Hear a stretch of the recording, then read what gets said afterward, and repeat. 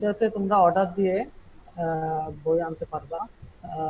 Just একটা তোমাদের Gmail account বা যে কোনো ইমেল অ্যাকাউন্ট দিয়ে একটা অ্যাকাউন্ট খুলবা ওখানে। তারপর বই অর্ডার দিলে বই তোমাদের বাসায় এসে দিয়ে যাবে। সো আমি কিছুদিন আগে বইয়ের দোকানে গেলাম। আমাদের তো এখন চিটাগাং শুধু জেনুইন লাইব্রেরি এখন বই বিক্রি করে, বাকি খুব একটা করে না। তো ওদের সাথে কথা হয়েছে, ওরা বলছে যে বই নাই। আহ, ওদের উপর ডিপেন্ড করার প্রয়োজন নেই। হ্যাঁ, তোমরা তোমরা নিজেরাই কিনে ফেলো ফেসবুকে ওয়েবসাইটে। এরকম আরো থাকতে পারে, খোঁজে পাবো। আমরা কি শুরু করে দিব? Yes sir.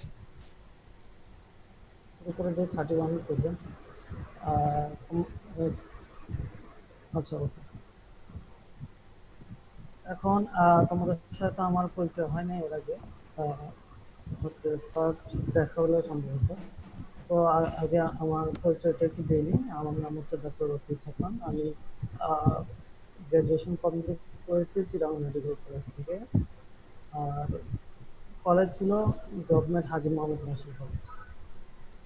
তো এখানে জয়েন করেছি গত বছর থেকে জব করতেছি। লেকচারার হিসেবে আছে এই ডিপার্টমেন্টে।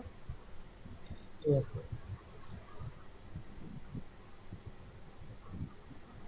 তোমরা তোমরা আচ্ছা, ওকে, তাহলে আমরা শুরু করবো। তো সর্বপ্রথম যেটা আজকে আমরা পড়বো ইনশাল্লাহ সেটা হচ্ছে জেনারেল ফার্মাকোলজি পুরাটাই। হ্যাঁ, তোমাদের 21 তারিখ তোমাদের পরীক্ষা।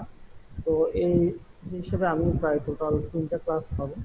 তো 3টা ক্লাসে আমার প্রায় তোমাদের 1/3 করে হলেও পড়াইতে হবে আর কি। পুরাটা না পড়ালেও মিনিমাম 1/3 পড়াবো। হ্যাঁ, আর লাস্ট যেগুলো পড়ানো হয়েছে ওগুলোর মধ্যে যে বিষয়গুলো কোনো প্রবলেম থাকে তোমাদের সাথে আমি আলোচনা।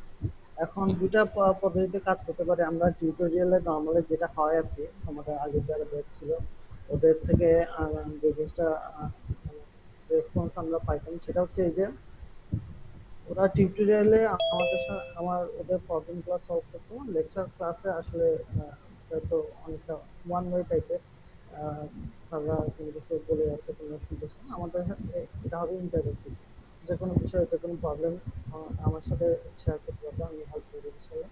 বিশেষ করে সেকেন্ড, তোমাদের এই প্রফে ফার্মাকোলজি সাবজেক্টটা নিয়ে সবাই একটা ভয় থাকে। এমনকি আমার নিজেরও অনেক ভয় ছিল।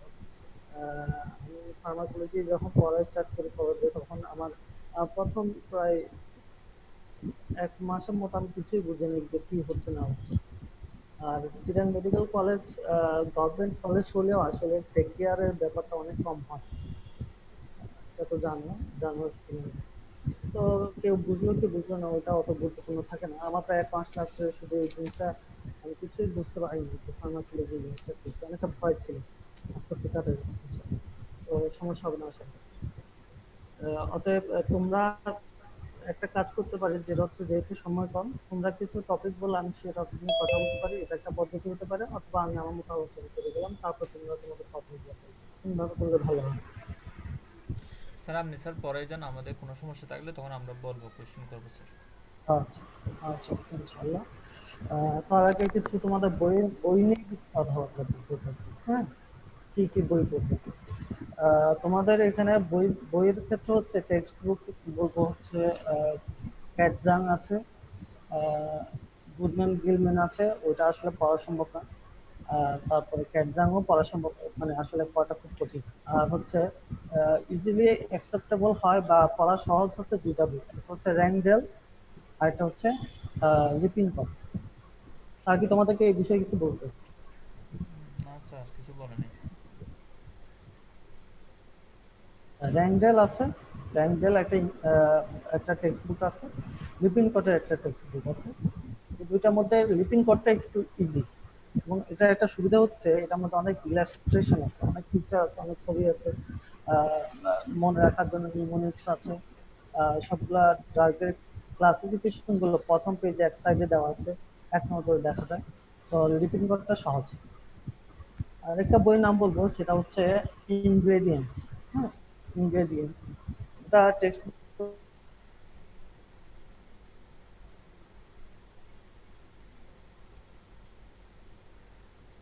হ্যালো। হ্যালো। হ্যালো। আমি কি হয়েছে? শুধু hello. Hello. Hello. Hello. Hello. শুধু কি আমি হ্যালো। শুনতেছি না? হ্যালো। হ্যালো। হ্যালো।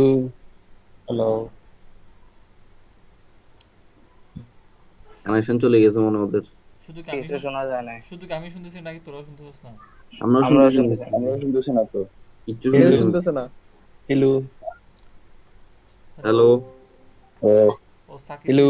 সাকিব থাকলে তোমরা ইয়েতে করবা, চ্যাট বক্সে করতে পারো। হ্যাঁ,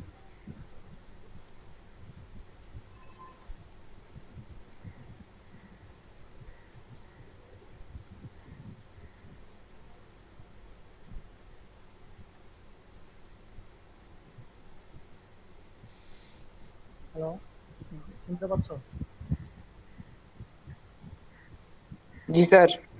আচ্ছা, হ্যাঁ। বলছিলাম যে দুইটা বই আছে, একটা হচ্ছে ইনগ্রেডিয়েন্ট, একটা হচ্ছে ভিশন। হ্যাঁ, ইনগ্রেডিয়েন্টটা আমি প্রেফার করি। আর গাইডের মধ্যে সবাই এক একজন একটা পড়ে, যা যা পছন্দ করে। এন্ডেভারটা সবাই পড়ে মোটামুটি আমি যতটুকু জানি। তো এই হচ্ছে তোমাদের বইয়ের বিষয়গুলো আর কি। হ্যাঁ, তোমাদের যা যা ভিডিওগুলো অন করে দিয়েছি।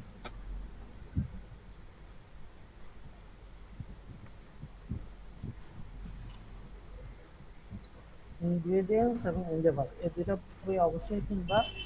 আর সাথে লিপিং কটা কিনতে পারো যদি লিপিং কটা টেক্সট বুক হিসেবে ভালো। হ্যাঁ, তো এই হচ্ছে বইয়ের তালিকার মধ্যে তিনটা: ইনগ্রেডিয়েন্ট, এন্ডেভার, আর একটা হচ্ছে তোমাদের লিপিং কট। এই তিনটা বই, ঠিক আছে? এই তিনটা বই তোমরা অর্ডার দিয়ে কিনে নিতে পারবে। আচ্ছা, তাহলে আমরা একটু পড়ার দিকে শুরু করি। প্রথম হচ্ছে ফার্মাকোলজি। ফার্মাকোলজি সাবজেক্টের ডেফিনেশন আমাকে কেউ বলতে পারবে কি? মাহমুদুল হাসান, বলো দেখি ফার্মাকোলজি সম্পর্কে কি জানো? ফার্মাকোলজি বলতে কি বোঝায়? Sir, pharmacology can be defined as the study of the uh, substance which মানে হচ্ছে স্যার, এটা হচ্ছে ফিজিক্যালি কেমিক্যালি কাজ করে, যেটা হচ্ছে আমাদের বডির মলিকিউল গুলোকে বডি মলিকিউল গুলোকে অ্যাক্টিভ করতে পারে অথবা ইনঅ্যাক্টিভও করতে পারে স্যার। সহজভাবে বললে হচ্ছে যে ফার্মাকোলজি হচ্ছে এমন একটা সাবজেক্ট যেটার মধ্যে আমরা ড্রাগস বা মেডিসিন বডির মধ্যে অ্যাডমিনিস্ট্রেশন করার পরে যে ইন্টারাকশন হয় বডির সাথে, এবং বডি এটা ড্রাগের সাথে যে ইন্টারাকশন করে, এই বিষয়গুলো নিয়ে যে সাবজেক্ট আলোচনা করে সেটাকে বলা হচ্ছে ফার্মাকোলজি। এটার অনেক লম্বা ডেফিনিশন আছে। আহ, এত কঠিন করে শেখার প্রয়োজন নেই, ইজি করে শিখবার। হচ্ছে একটা কেমিক্যাল এজেন্ট যেটা ইউজ হয় prevention and treatment of the disease. এটাকে আমরা ড্রাগ বলতেছি। ড্রাগ এবং মেডিসিনের একটা পার্থক্য আছে, পার্থক্যটা তোমরা পড়ে নেবে ইনশাল্লাহ। যে ড্রাগ এবং মেডিসিনের মধ্যে কি ডিফারেন্সেস আছে। এরপর হচ্ছে সোর্সেস অফ ড্রাগ। যত সোর্সেস অফ ড্রাগ আমরা এগুলো বিভিন্নভাবে ভাগ করতে পারি।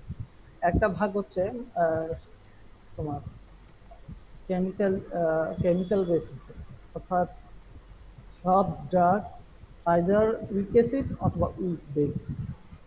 অল ড্রাগ হয় হবে উইক অ্যাসিড অথবা উইক বেস। আবার আরেকটা হতে পারে, সেটা হচ্ছে যে animal source, plant source. Animal source, plant source, এগুলোকে আমরা কয়েকটা এক্সাম্পল দেওয়া যায়। অ্যানিমাল সোর্সের এক্সাম্পল কেউ আমাকে দিতে পারবে? মায়া, কি লাইনে আছো? হ্যালো মায়া। জি স্যার, আসসালামু আলাইকুম। ওয়ালাইকুম আসসালাম। হ্যাঁ, মায়া বলছো, তোমার ভিডিওতে দেখা যাচ্ছে না কিন্তু।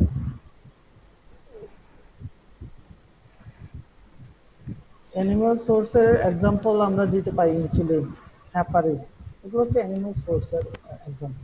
প্ল্যান্ট সোর্স কি হতে পারে? প্ল্যান্ট সোর্সের এক্সাম্পল একদিন দাও তো দেখি। অ্যালকালয়েডস। সাবরিনা সুলতানা।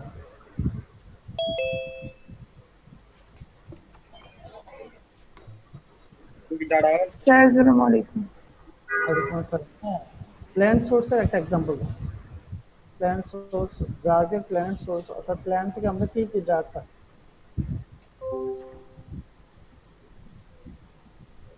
খুব বিখ্যাত, মানে খুব ইম্পর্ট্যান্ট একটা ড্রাগ আছে, অ্যাট্রোপিন বলা হয়। অ্যাট্রোপিন, এটা আমরা ইউজ করি, তার অনেক ইউজ আছে।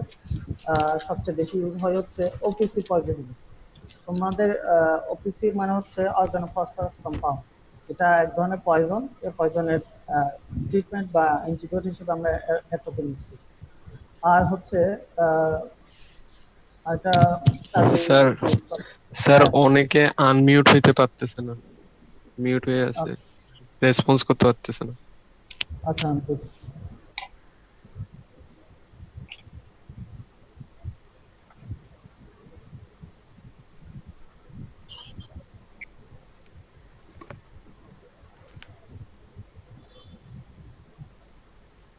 এখন হচ্ছে, দেখো তো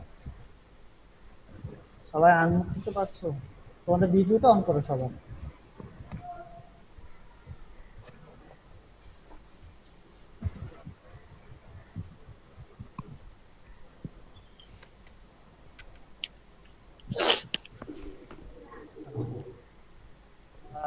অ্যাট্রোপিনের আরেকটা ব্যবহার হচ্ছে অপথ্যালমোলজিতে, চোখের ড্রপ ইউজ করি আমরা। এটার একটা ইফেক্ট হচ্ছে, এটা মাইড্রিয়াসিস করে, মানে পিপল ডাইলেট করে। তো কিছু প্রসিডিউর আছে আইয়ের, সেই প্রসিডিউরের জন্য অপথ্যালমোলজিতে এই ড্রাগ ইউজ করা হয়। তাহলে আমরা কয়েকটা পদ্ধতিতে ড্রাগ ক্লাসিফিকেশন করতে পারি, ড্রাগ সোর্সে। একটা ক্লাসিফিকেশন হচ্ছে যে source of drug, animal source, plant source. এটা একটা পদ্ধতি। এই প্ল্যান্ট সোর্সকে আবার দুই ভাগে ভাগ করা, অনেক অ্যালকালয়েড হিসেবে ভাগ করা যায়। আর একটা হচ্ছে গ্লাইকোসাইড, এরকম আর কি। আর অ্যানিম্যাল সোর্স আছে, যেটা তোমাদের টেক্সট বুকে না থাকলে ভিশনের বইটাতে আছে, সেটা হচ্ছে মেটালিক সোর্স। মেটালিক সোর্সের উদাহরণ কি? যেমন ধরো জিঙ্ক, আমরা মাল্টিভিটামিন কম্বিনেশনের মধ্যে পাই জিঙ্ক। জিঙ্ক একটা মেটাল, সো এটা আমরা মেটালিক সোর্স থেকে পাই। আয়রন, আয়রন আমরা পাচ্ছি, এটা মেটালিক সোর্স। তারপর হচ্ছে গোল্ড, মার্কারি, এগুলো হচ্ছে মেটালিক। তো এই হচ্ছে সোর্সের। আর কেমিক্যালি কনস্ট্রাকশন হচ্ছে কোনো ড্রাগ হয় উইক বেসিক অথবা উইক অ্যাসিড হবে। আরেকটা পদ্ধতিতে ভাগ করা যায়, সেটা হচ্ছে সিনথেটিক, সেমি সিনথেটিক, আর একটা হচ্ছে আরএনএ, রিকম্বিনেন্ট ডিএনএ টেকনোলজি। ঠিক আছে, রিকম্বিনেন্ট ডিএনএ টেকনোলজি। এটা হচ্ছে ড্রাগের ক্লাসিফিকেশন বা সোর্স বলতে পারো। তো কি কি রকম বা কি কি পদ্ধতিতে আমরা ক্লাসিফিকেশন করতে পারি। এবার হচ্ছে ড্রাগ সম্পর্কিত কিছু ইনফরমেশন। আমরা যে ড্রাগগুলো তৈরি করবো, ড্রাগের কোনো ফর্মুলা আছে কিনা, বা ফর্মুলা থাকলে মানে সারা পৃথিবীতে সেটা কিভাবে মেনটেন হয়, এই বিষয়ে দুইটা টপিক আছে। একটা হচ্ছে ফার্মাকোপিয়া, আর একটা হচ্ছে ফর্মুলা। ফার্মাকোপিয়া এবং ফর্মুলা। ফার্মাকোপিয়ার ডেফিনিশন কেউ বলতে পারবে আমাকে? ফাতিমা?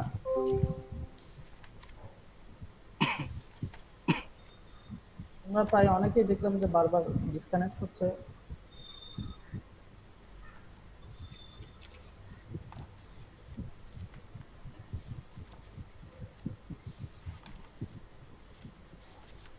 ফার্মাকোপিয়ার ডেফিনিশন কেউ দাও? ফাতিমা বিনতে জাফর, ফার্মাকোপিয়া বলতে কি বুঝো?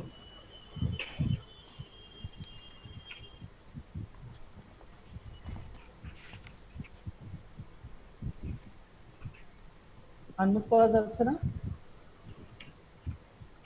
আমি তো আনমিউট করলাম, সবাইকে আনমিউট করলাম। Sir, Pharmacopoeia is an official book which is authorized by a legally authorized body which deals about the drug, such K as বলতেছো? source. Yes, sir.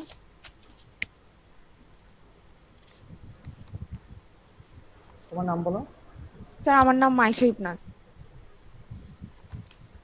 আচ্ছা, ওকে, বলো আবার। Pharmacopoeia is an official book published by legally authorized body uh, Very good. which deals with the drug such as its name, chemical source, then test for identification, then dosage, etc. এত definition ফার্মাকোলজিতে সব definition খুব ভালো করে মুখস্থ রাখতে হবে এমন কোনো বিষয় না। ডেফিনেশনে তোমরা ইয়ে করবে না, ইজিলি জিনিসটা বুঝতে চেষ্টা করবে। এটা একটা ইন্টারন্যাশনালি রিকগনাইজড বুক অর ট্রিটেস বলা হয়, যেটার মধ্যে একটা ড্রাগের ইনফরমেশন, ড্রাগের প্রপার্টি, ড্রাগের মোড অফ অ্যাকশন সম্পর্কিত ইনফরমেশনগুলো থাকে।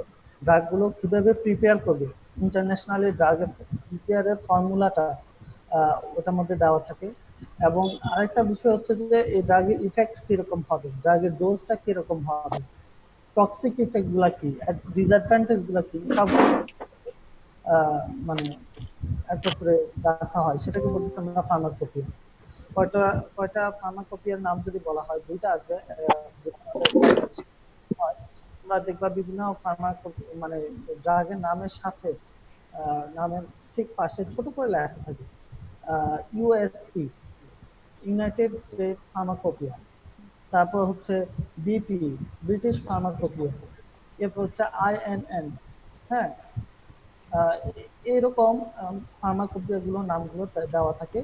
যখন কোন একটা ড্রাগের পাশে নাম হিসেবে ইউএসপি দেওয়া আছে, এটার অর্থ হচ্ছে যে এই ড্রাগটা বাংলাদেশের ওই ওই কোম্পানি ইউনাইটেড স্টেট ফার্মাকোপিয়ার দিক নির্দেশনা অনুযায়ী বা ওই ফর্মুলা অনুযায়ী তারা তৈরি করছে। এবং এটা হচ্ছে একটা বোঝার উপায়। আর এটা হচ্ছে টেক্সট বুক, ফার্মাকোলজি সম্পর্কে বিভিন্ন টেক্সট বুক আছে, সেই টেক্সট বুকগুলো থেকে আমরা জানতে পারি। জার্নাল আছে, বিভিন্ন জার্নাল বের হয়, সেগুলো থেকে জানতে পারি। ওয়েবসাইট আছে, ওয়েবসাইট বলতে যেমন ধরো FDA.gov, হ্যাঁ, FDA.gov, food and drug administration, এটা একটা সোর্স ড্রাগ সম্পর্কে জানা। তারপর হচ্ছে আমরা জানতে পারি ফর্মুলারি। ফর্মুলারি কি জিনিস? এখন হচ্ছে ফর্মুলারি আর ফার্মাকোপির মধ্যে ডিফারেন্স, এটা একটা ইম্পর্টেন্ট বিষয়। ফর্মুলারি হচ্ছে প্রত্যেকটা দেশ তার নিজের দেশে ড্রাগের ট্রেড নেম এবং ড্রাগের ওই লোকাল ড্রাগগুলোর ইনফরমেশন যে বইয়ের মধ্যে থাকে সেটা হচ্ছে ফর্মুলারি। যেমন বাংলাদেশের ফর্মুলারির নাম কি? BNF, Bangladesh national formulary.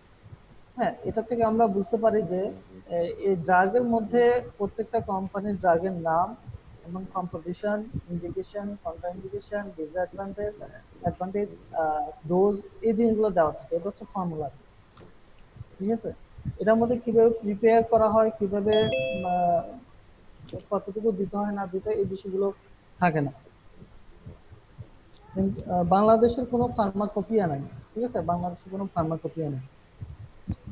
এবার হচ্ছে ড্রাগের নেম। ড্রাগের নেম হচ্ছে আমরা মেইনলি জানবো দুইটা জিনিস, একটা হচ্ছে ট্রেড নেম আর একটা হচ্ছে জেনেরিক নেম। জেনেরিক নেম হচ্ছে কেমিক্যালি ওই ড্রাগটা যেটা, সেটাকে বলে আমরা জেনেরিক নেম। যেমন ধরো প্যারাসিটামল, এটা হচ্ছে জেনেরিক নেম। এটা ট্রেড নেম আমরা আমাদের জানি। চাপা আছে, সে তোমার ভ্যাকসিন কোড, রিসেট হচ্ছে ইনসেপ্টার, হ্যাঁ, এইচ হচ্ছে স্কোয়ারের। এভাবে বিভিন্ন কোম্পানির বিভিন্ন ট্রেড নাম থাকে, ব্যবসায়িক উদ্দেশ্যে যে নামগুলো দেওয়া হয় সেগুলো হচ্ছে ট্রেড নেম। আর জেনেরিক নেম হচ্ছে যেগুলো মানে মেইন কম্পোজিশন বা ইনগ্রেডিয়েন্টস এর মধ্যে যে কেমিক্যালটা থাকে ওইটার যে নাম, সেটাকে বলতেছে আমরা ট্রেড নেম।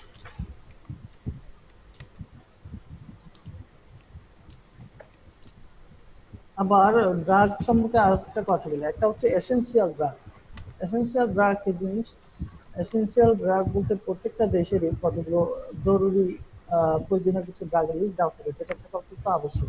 এবং অধিকাংশ ক্ষেত্রে যেটা হয় বাংলাদেশে, ওই ড্রাগগুলো গভর্নমেন্টের একটা নিজস্ব সাপ্লাই থাকে ওই ড্রাগ, এটাকে বলতেছে এসেনশিয়াল ড্রাগ। যেমন এসেনশিয়াল ড্রাগের মধ্যে আছে তোমার প্যারাসিটামল, সালবিটামল, হ্যাঁ, যেটা অ্যাজমাতে ইউজ করা হয়। তারপর আছে অ্যান্টিবায়োটিক, হ্যাঁ, অ্যান্টিবায়োটিকের মধ্যে সিপ্রোফ্লক্সাসিন, মেট্রোনিডাজল, এই ধরনের অ্যান্টিবায়োটিকগুলো। তারপর হচ্ছে তোমার সেফিরোক্সিন, এই অ্যান্টিবায়োটিকগুলো। এবং বিভিন্ন ফ্লুইড থাকে। তো এগুলোকে বলা হয় এসেনশিয়াল ড্রাগ লিস্ট। অর্থাৎ বাংলাদেশের যে অথরাইজড বডি বা যে কোনো দেশের যে অথরাইজড বডি আছে, বাংলাদেশের ওষুধ সম্পর্কিত অথরাইজ বডির নাম কেউ বলতে পারবে?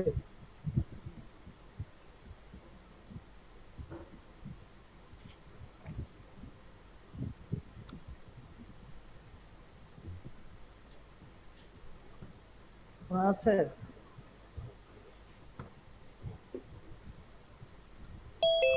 তোমরা কি আনমিউট করতে পারতেছো না?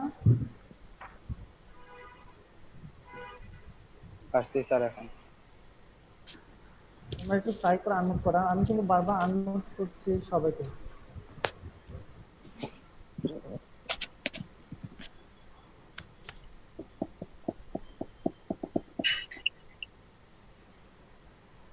বাংলাদেশে ওষুধ সম্পর্কিত অথরাইজ বডি কে?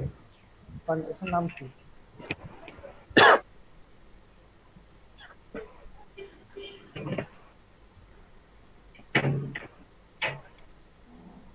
কেউ জানো না?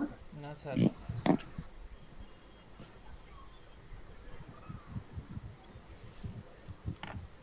হ্যাঁ, সাবরিনা বলো দেখি।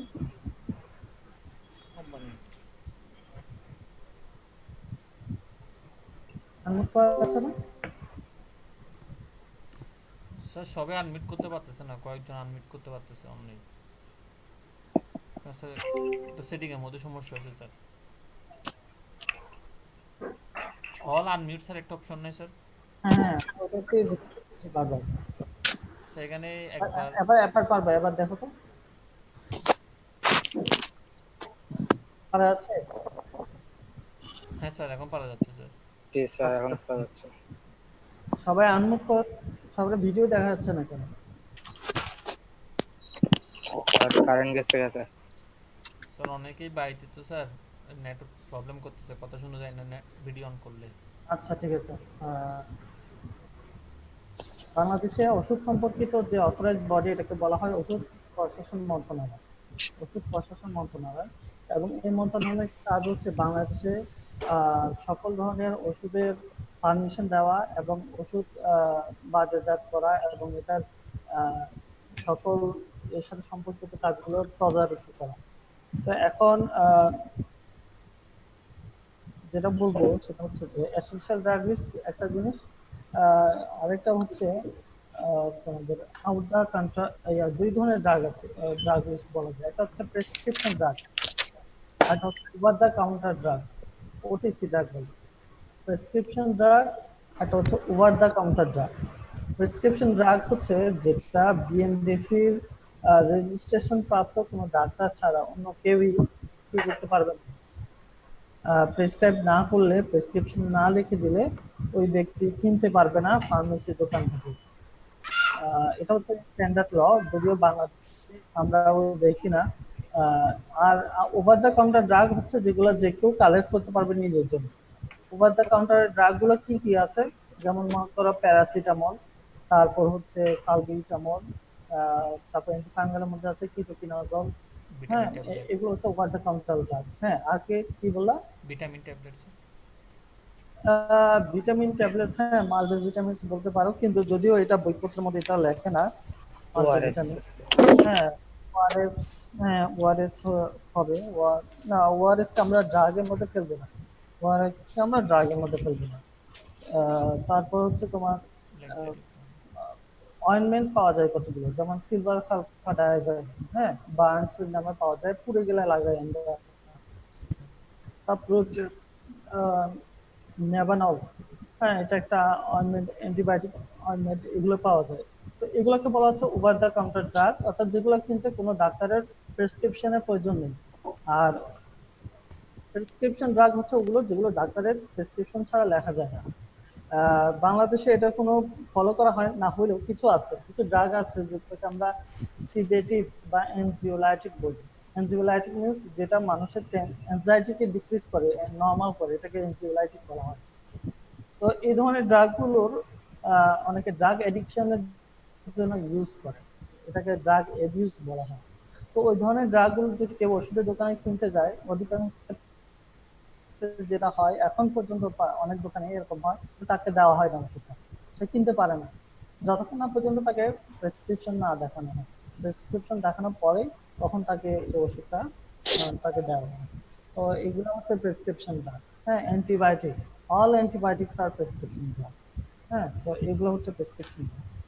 আরেক ধরনের ড্রাগ আছে, সেটা হচ্ছে প্রো ড্রাগ, আর একটা হচ্ছে প্লাসিবো। প্রো ড্রাগ, একটা হচ্ছে প্লাসিবো।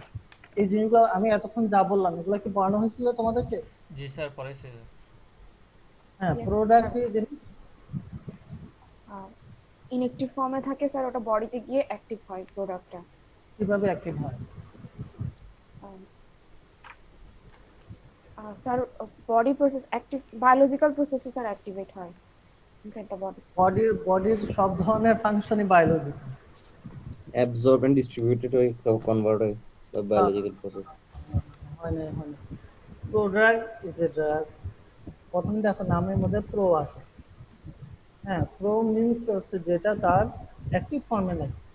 তো this is a inactive form of a drug which is activated by metabolic conversion of that drug, মানে metabolic conversion of chemical, metabolic conversion হতে হবে। metabolic conversion এর মাধ্যমে এনজাইমেটিক কিছু অ্যাক্টিভিটির মাধ্যমে ও অ্যাক্টিভ হয়। বুঝা গেছে? আমি যেমন একটা উদাহরণ দিই তোমাদেরকে, লিভোডোপা এটা একটা ড্রাগ, প্রো ড্রাগ। এটার অ্যাক্টিভ ফর্ম হচ্ছে ডোপামিন। লিভোডোপা যায় বডির মধ্যে গিয়ে মেটাবলিজম হয়, মেটাবলিজমের মাধ্যমে ও অ্যাক্টিভ হয়ে ডোপামিন হয়, তখন সেটা বডির মধ্যে ইউজ হয়। যেমন অক্সাজেপাম ড্রাগটা আমরা অ্যাক্টিভ ফর্মে অক্সাজেপাম হিসেবে তৈরি করা যায় না। তো আমরা যেটা করি সেটা হচ্ছে ডায়াজেপাম হিসেবে আমরা তৈরি করি। এটা বডিতে যায়, কিভাবে যায় না যায় এগুলো নিয়ে আমরা পরে কথা বলতে চাই করে। এগুলা বডির মধ্যে যায়, যে এটার মধ্যে মেটাবলিজম হয়, কেমিক্যাল মেটাবলিক কনভার্সন হয়, মানে এটা কিছু এনজাইমের অ্যাক্টিভিটির মাধ্যমে সে সে কি করে, ইনঅ্যাক্টিভ ফর্ম অর্থাৎ যেটা লিভোডোপা ছিল সেটা থেকে সে ডোপামিনে কনভার্ট হয়, তারপর সে অ্যাক্টিভিটিটা করতে পারে। তো drugs that is inactive normally and which is activated by metabolic conversion within the body, and then it can exert its pharmacological effect. এটাকে বলা হয় প্রোড্রাগ। ঠিক আছে? প্রোড্রাগের একটা সুবিধা কি? সুবিধা হচ্ছে, এক নম্বর সুবিধা হচ্ছে ড্রাগের অ্যাবজর্পশনের পরিমাণটা বাড়ানো যায়। দুই নম্বর হচ্ছে, আচ্ছা এই বিষয়গুলো নিয়ে আমরা একটু পরে কথা বলি, এগুলা যেহেতু এখন আলোচনা করা হয়নি। আরেকটা হচ্ছে প্লাসিবো। ড্রাগের আরেকটা টপিক হচ্ছে প্লাসিবো। প্লাসিবো কি জিনিস? হ্যালো, প্লাসিবো মেন্টাল স্যাটিসফ্যাকশনের জন্য পেশেন্টকে দেওয়া হয় প্লাসিবো। হ্যাঁ, সাইকোলজিক্যাল। এটার কেমিক্যালি কি থাকে এটার মধ্যে? ইনঅ্যাক্টিভ থাকে। না, ইনঅ্যাক্টিভ কেন থাকে? Starch, Inactive- glucose. হ্যাঁ, ভেরি গুড। স্টার্চ গ্লুকোজ থাকে, মানে স্টার্চ গ্লুকোজ অ্যাকচুয়ালি কি জিনিস? আলুতে যে জিনিস থাকে সেটা স্টার্চ। গ্লুকোজ আমরা any kind of carbohydrate, mainly okay মানে চকলেট লজেন্স এগুলো খাইতে দিচ্ছে। হ্যাঁ, প্লাসিবো বানাচ্ছে, চকলেট লজেন্স খাচ্ছে, ওর কাছে মনে হচ্ছে ওষুধ খাচ্ছে, অ্যাকচুয়ালি ওগুলো ওষুধ নয়। এই প্লাসিবো দেওয়ার কয়েকটা কারণ। একটা কারণ হচ্ছে যারা সাইকোলজিক্যালি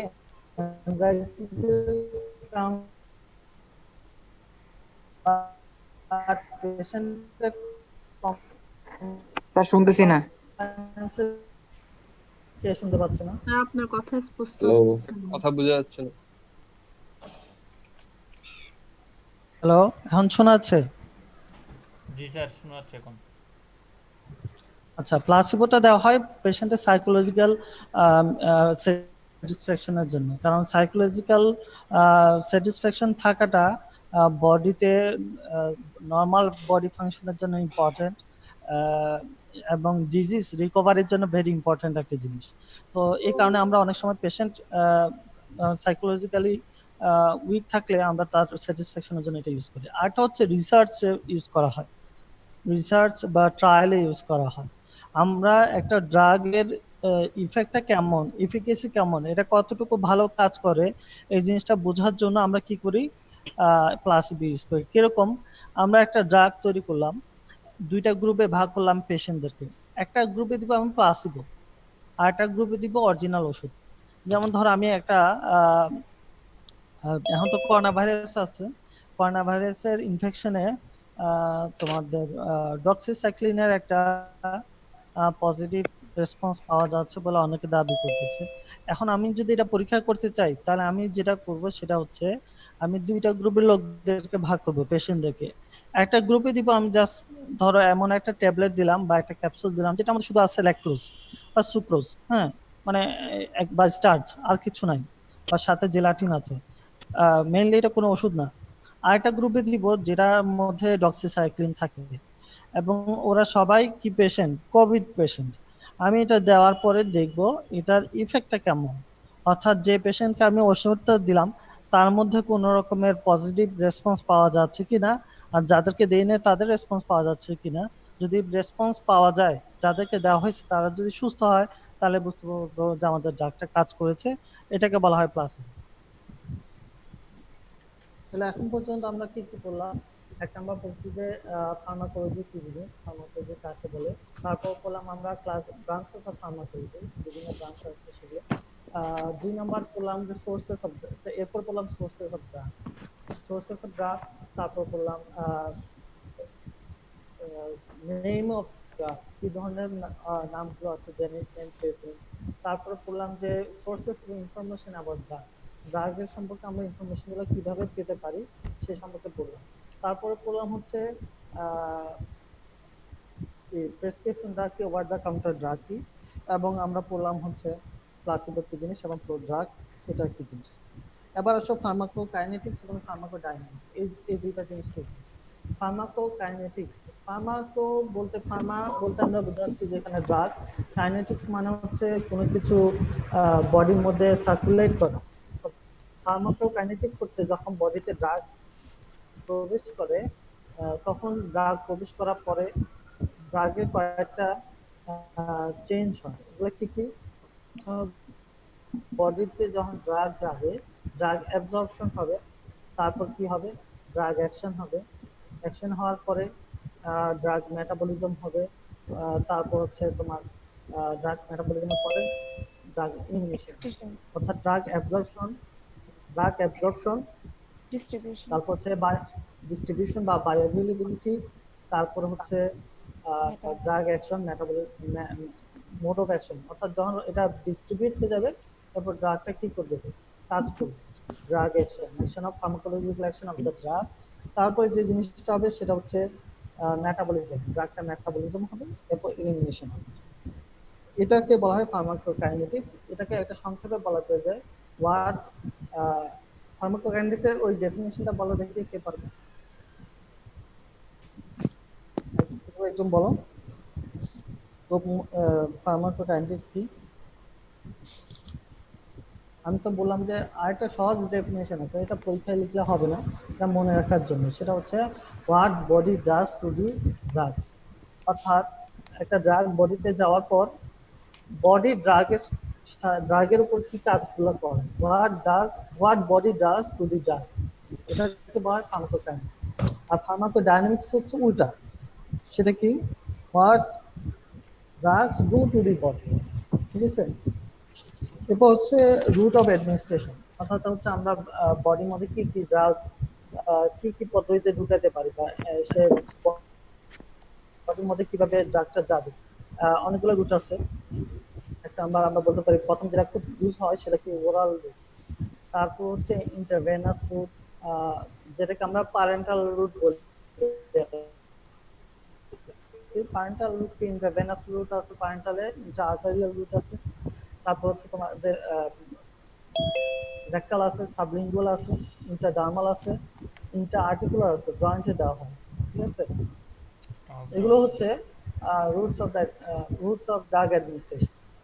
রুটস অফ ড্রাগ অ্যাডমিনিস্ট্রেশনের মধ্যে ইম্পর্টেন্ট কি জিনিস, আচ্ছা টপিক্যাল আছে, ঠিক আছে। তো এগুলো হচ্ছে রুটস অফ ড্রাগ অ্যাডমিনিস্ট্রেশন। এগুলো এখান থেকে পড়ার বিষয় হচ্ছে যে এটা ইম্পর্টেন্স গুলো কি, কখন ওরালি দিব, কখন আইভি দিব, কখন আইএম দিব, ইন্টারমাসকুলার দিব, কখন ইন্টার আর্টিকুলার বা জয়েন্টে দিব, কখন ইন্টারভেনাস দিব, এগুলো বোঝার জন্য। এটার সাথে কয়টা এক্সাম্পল মানে কয়টা ফ্যাক্টর মেনটেন করতে হয়। এক নম্বর হচ্ছে ড্রাগের টাইপ, ড্রাগটা কি, অ্যাসিড, উইক অ্যাসিড না উইক বেস। তারপর আমাদেরকে চিন্তা করতে হবে এটা তো একটা কেমিক্যাল, কেমিক্যালের মলিকুলার সাইজটা কেমন। হ্যাঁ, যেমন যদি মলিকুলার সাইজ খুব বড় হয়, আমি যদি ইন্ট্রামাসকুলার দেই তাহলে এটা কাজ হবে না, আমাকে তখন আইভি দিতে হবে। সবচেয়ে বড় মলিকুলার সাইজের ড্রাগগুলোকে আমরা আইভি অর্থাৎ ইন্ট্রাভেনাস এবং ইন্ট্রাআর্টিকুলারে দিতে পারি। তারপরে আমাদের টার্গেট যদি থাকে যে আমি ইমিডিয়েট অ্যাকশন করব, তখন আমরা কি কোন রুটে দিব, ইন্ট্রাভেনাস। এবং আমি যদি চাই যে এই ড্রাগটার বায়োঅ্যাভেইলেবিলিটি বডিতে 100% থাকবে, তাহলে আমরা কি দিব, rectal, না না রেকটাল, ইন্টারভেনাস দিব, ইন্টারভেনাস দিব। রেকটাল বা সাবলিঙ্গুয়াল দুইটা আছে, এই দুইটা আমরা কি দেই, রেকটালে দিলে কি সুবিধা, সাবলিঙ্গুয়ালে দিলে কি সুবিধা।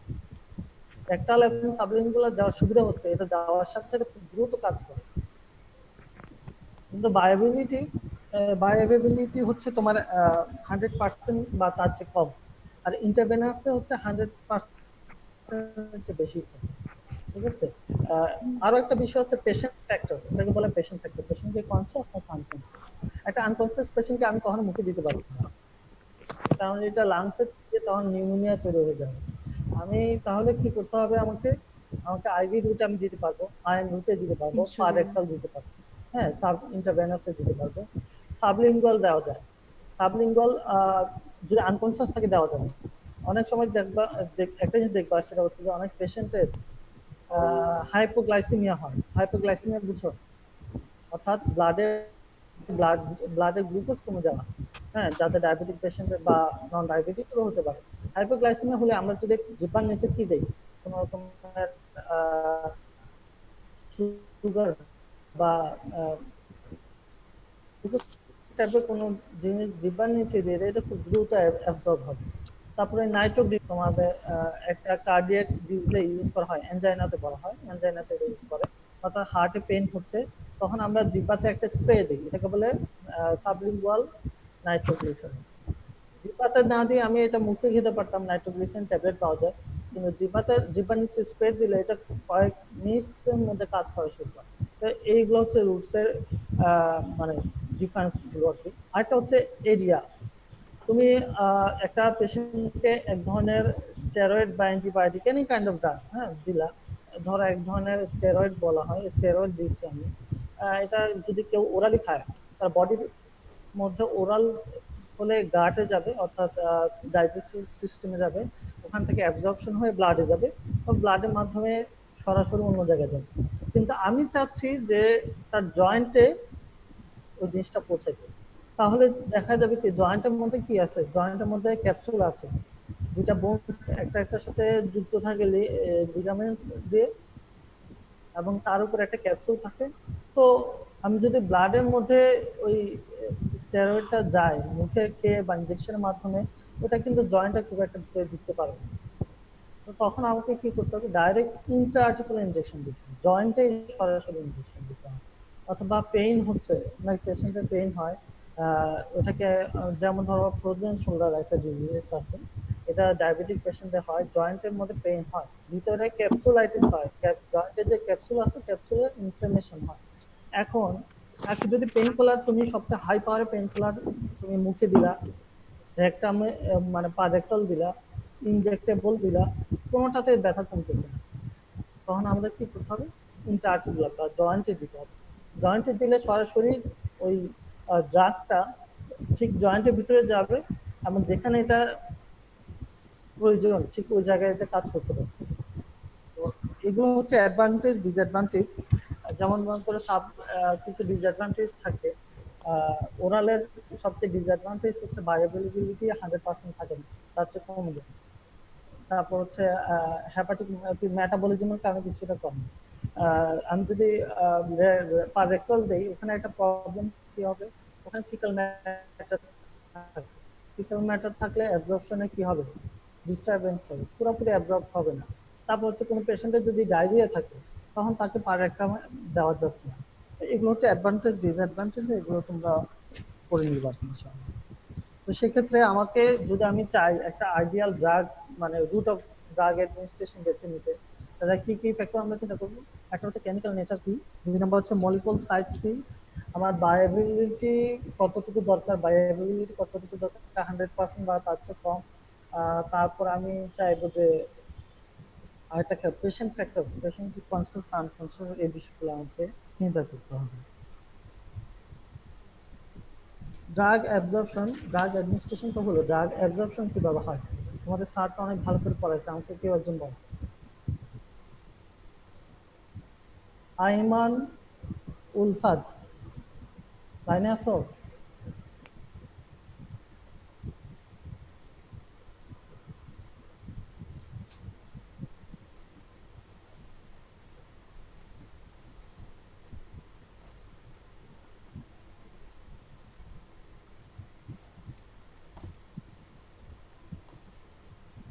আইমান উলফাদ, হ্যাঁ হ্যাঁ বলো।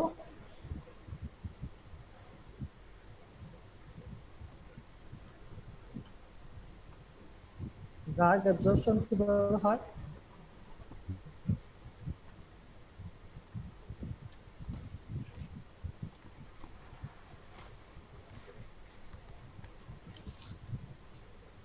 পারবে না?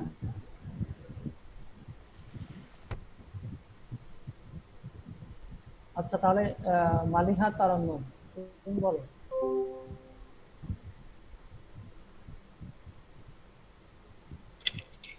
সালামু আলাইকুম স্যার। স্যার ড্রাগ হ্যাঁ, অ্যাবজর্পশন ওয়ালাইকুম আসসালাম। কিছু সাইট থাকে, elementary tract, muscle and subcutaneous tissue, skin, respiratory tract, eye. কিভাবে অ্যাবজর্পশন হয়? সিম্পল ডিফিউশন, হ্যাঁ সিম্পল বলো, কে ডিফিউশন, বলতেছিল? Simple diffusion, filtration, active transport, facilitated diffusion, very good. আমরা এক্সোসাইটোসিস। অ্যাকচুয়ালি এখানে এখানে দুটা জিনিস বলতে হবে। যে অ্যাবজর্পশনের জন্য হচ্ছে অ্যাবজর্পটিভ অর্গান, মানে কি দিয়ে অ্যাবজর্পশন হয়, সেটা হচ্ছে সেল মেমব্রেন। কি দিয়ে? Cell membrane. সেল মেমব্রেন দিয়ে অ্যাবজর্পশন হয়। হ্যাঁ, সেল মেমব্রেন দিয়ে অ্যাবজর্পশন হয়। বা বলতে পারি এগুলোকে বলা হয় biological membrane. Biological membrane, biological, hello ji sir. শুনতে পাচ্ছ সবাই? জি স্যার শুনতে পাচ্ছি। হ্যাঁ, বায়োলজিক্যাল মেমব্রেন কয়েক রকম আছে। একটা হচ্ছে সেল মেমব্রেন বা প্লাজমা মেমব্রেন। ওকে, এটা একটা। 2 নাম্বার ব্লাড প্লাসেন্টাল ব্যারিয়ার আছে, ব্লাড ব্রেন ব্যারিয়ার আছে। এই ব্যারিয়ারগুলো ক্রস করে অ্যাবজর্পশন হয়। এবং এই প্রসিডিওরটা কি, পদ্ধতিগুলো হচ্ছে, একটা হচ্ছে সিম্পল ডিফিউশন, আর একটা হচ্ছে active transport, facilitated diffusion. Simple ডিফিউশনের ডিফারেন্স অন্যগুলোর সাথে, সিম্পল ডিফিউশন হচ্ছে just diffusion means drugs will go from its higher concentration to lower concentration. কোন একটা ড্রাগ বডিতে দেওয়ার পর সে তার হাই কনসেন্ট্রেশন থেকে লো কনসেন্ট্রেশনের দিকে যায় without using of any kind of energy. কোনো রকম এনার্জি অর এটিপি ইউজ হবে না। এটা হচ্ছে simple simple diffusion. Active transport হচ্ছে যেখানে এটিপি ইউজ হবে। ফ্যাসিলিটেড ডিফিউশন কি, এটিপি ইউজ হবে। তো এগুলো হচ্ছে তোমার কয়েকটা প্রসিডিওর কিভাবে অ্যাবজর্পশন হয়। অ্যাবজর্পশন হওয়ার পরে এর মধ্যে সে কয়টা ব্যারিয়ার ক্রস করে, সব যেমন blood brain barrier, blood placental barrier, এই জিনিসগুলো সবগুলো ড্রাগ ক্রস করতে পারে না। আমাদের বডির ম্যাক্সিমাম কি বলবো, ম্যাক্সিমাম কম্পোনেন্টস প্রোটিন দিয়ে এবং লিপিড দিয়ে তৈরি। এটা বলতে পারে লিপোপ্রোটিন লেয়ার দিয়ে তৈরি। ম্যাক্সিমাম 95% বা 98% বলা যায়। তো এখন ড্রাগগুলোর কেমিক্যাল নেচার একটা ইম্পর্টেন্ট ফ্যাক্টর। কোনো ড্রাগ যদি লিপিড সলিবল হয়, তাহলে সেটা ব্লাড ব্রেন ব্যারিয়ারটা ক্রস করতে পারে। আর যেটা লিপিড সলিবল না, সেটা ব্লাড ব্রেন ব্যারিয়ারকে ক্রস করতে পারবে না। তো সেই ক্ষেত্রে আমরা অনেক সময় দেখি বিভিন্ন অ্যান্টিবায়োটিক দিচ্ছি, কোনো একটা পেশেন্টের মেনিনজাইটিস হবে, ব্রেনে ইনফেকশন হবে, আমি চাচ্ছি সে এমন একটা অ্যান্টিবায়োটিক দিতে যেটা ব্রেনে যায়। সেটা যদি লিপিড সলিবল না হয় তাহলে সেটা ব্রেনে যাবে না, তাহলে আমার যে কাঙ্ক্ষিত উদ্দেশ্য যে ইনফেকশনকে প্রিভেন্ট করা, সেটা করতে পারবো না আমরা। তো সেক্ষেত্রে ড্রাগের নেচারটা একটা ইম্পর্টেন্ট। ওয়াটার সলিবল, যদি ওয়াটার সলিবল হয় তাহলে সেটা ওখানে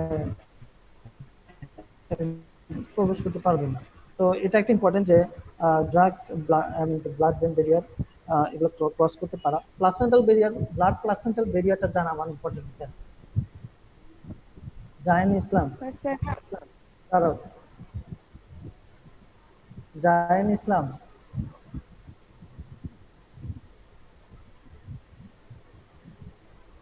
জাহিন ইসলাম,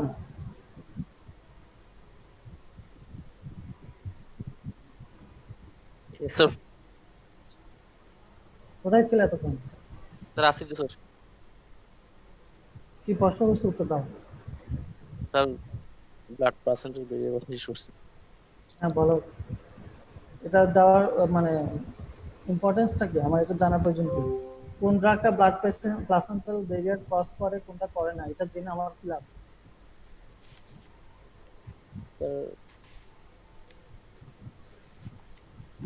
স্যার ব্লাড প্লাসেন্টেজ স্যার আপনার স্যার ব্লাড ব্রেন বেরিয়ে স্যার ক্রস করতে হবে স্যার, লিপিড সলিউবল গুলো স্যার এটার সাথে এটা না, রিলেটেড। না না না, কে পারবে? স্যার এটা মাদার থেকে ফিটাসের মধ্যে যেহেতু অনেকগুলো ড্রাগ যদি যায় টেট্রোজেনিসিটি করে, তো যাতে ওটা না হয় এই জন্য। টেট্রোজেনিসিটি না, টেরাটোজেনিসিটি। সরি, টেরাটোজেনিসিটি হয়, তো ওটা যাতে না হয় ওই জন্য, ওই ড্রাগগুলো যাতে পাস না করে ওই জন্য এটা ইম্পর্টেন্ট। হ্যাঁ, কোন প্রেগন্যান্ট মাদার, একজন মাদার প্রেগন্যান্ট, তার ফিটাস আছে, বাট ফিটাস আছে। এখন আমি যে ড্রাগগুলো দিব সবগুলোই ব্লাড পার্সেন্টাল ব্যারিয়ার পাস করে না, কিছু করে কিছু করে না।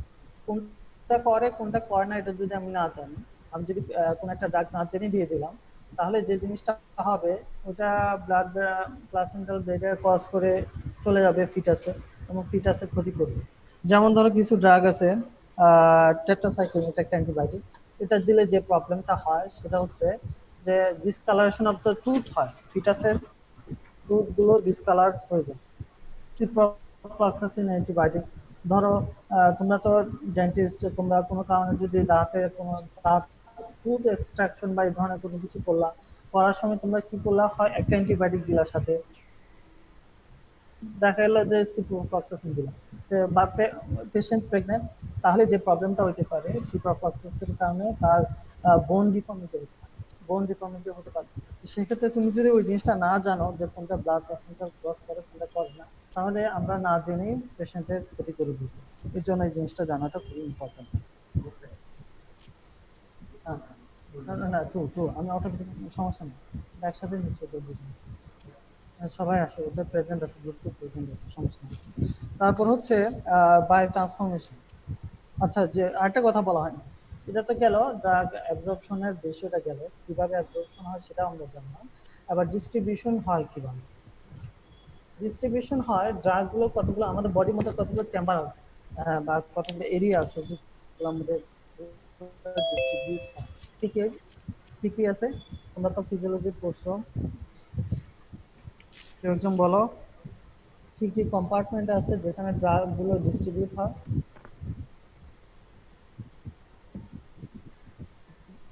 রোকেয়া,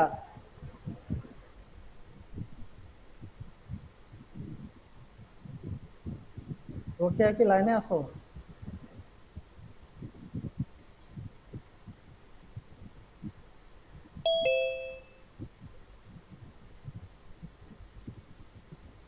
জান্নাতুল ফেরদৌস,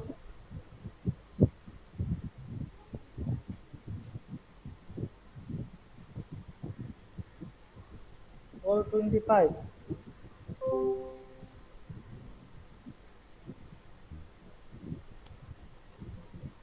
সাইফুর রহমান,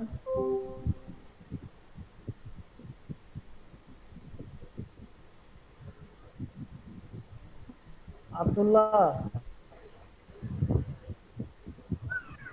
আমি যাদেরকে দেখতেছি মাঝখানে ডিসকানেক্ট হয়ে যাচ্ছে, আমি তোদের রোলগুলো লিখে রাখবে এবং আমি অ্যাবসেন্ট বসে দেবো।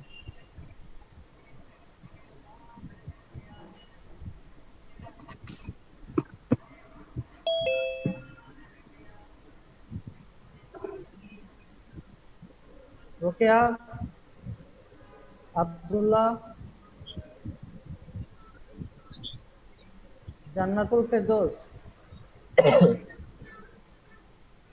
Sadia Tasnim, Sadia Tasnim,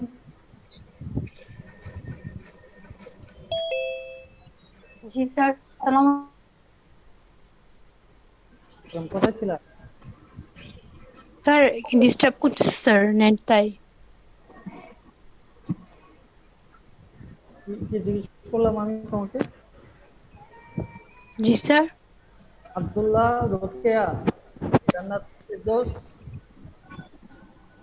Saqlain, yes sir. Roll 25।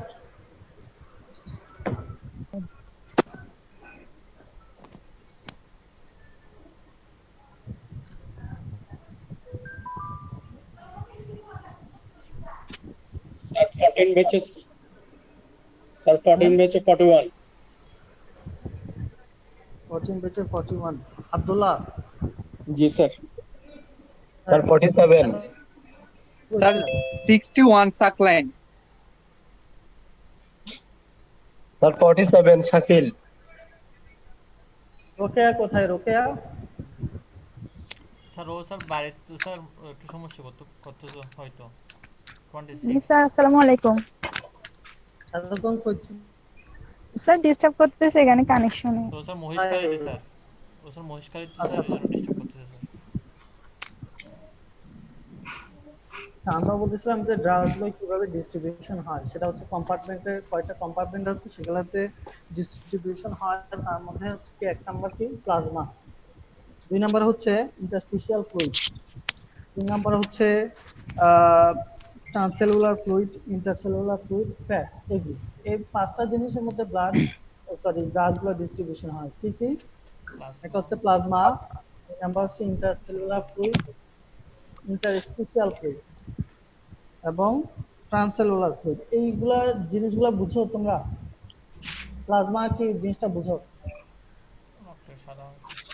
হ্যাঁ, ইন্ট্রাসেলুলার হচ্ছে সেলের ভিতরে যে ফ্লুইড থাকে। ইন্টারস্টিশিয়াল মানে হচ্ছে একটা টিস্যুর মধ্যে অনেকগুলো সেল থাকে, ওই সেলগুলোর মধ্যে যে ফাঁকা জায়গাটা থাকে ওখানে যে ফ্লুইডটা থাকে সেটাকে বলে ইন্টারস্টিশিয়াল ফ্লুইড। ট্রান্সসেলুলার ফ্লুইড, আমাদের বডির মধ্যে কিছু ক্যাভিটি আছে, ওই ক্যাভিটির মধ্যে যে ফ্লুইডগুলো থাকে সেগুলোকে বলে ট্রান্সসেলুলার ফ্লুইড। যেমন সিএসএফ, ব্রেনের মধ্যে কি থাকে? Cerebrospinal fluid. তারপর জয়েন্টের মধ্যে থাকে সাইনোভিয়াল ফ্লুইড। হ্যাঁ, লাংসে কি থাকে? Plural fluid. আইতে যে আমরা ড্রপস দিই ওখানে কি ফ্লুইড থাকে? Intraocular fluid. তো এই ফ্লুইডগুলোর মধ্যে ড্রাগগুলো ডিস্ট্রিবিউশন হয় এবং ডিস্ট্রিবিউশন হওয়ার পরে তারা মেকানিজম অফ অ্যাকশনের মধ্যে প্রসিড হতে পারে। এখানে একটা দুটো ইম্পর্টেন্ট জিনিস আছে। ড্রাগগুলো 2 রকম থাকে, একটা হচ্ছে ফ্রি ড্রাগ, একটা হচ্ছে plasma protein binding drug. Free drug, plasma protein binding drug. Plasma protein ড্রাগগুলো যখন ডিস্ট্রিবিউশন হয় বা ব্লাডের মাধ্যমেই তো যায় ড্রাগগুলো, তো তখন ওখানে ব্লাডের মধ্যে প্লাজমা প্রোটিন থাকে। সেই প্লাজমা প্রোটিনগুলোর সাথে বাইন্ড হয়ে গেলে তখন সেটাকে বলে plasma protein drug, plasma protein binding drug. আর যেগুলো বাইন্ড হয় না সেগুলোকে বলা হয় ফ্রি ড্রাগ। এখন তোমরা কি বলতে পারবা যে কি কি কি প্রোটিন থাকে ব্লাডে, প্লাজমাতে? Albumin, globulin, প্রোথিন।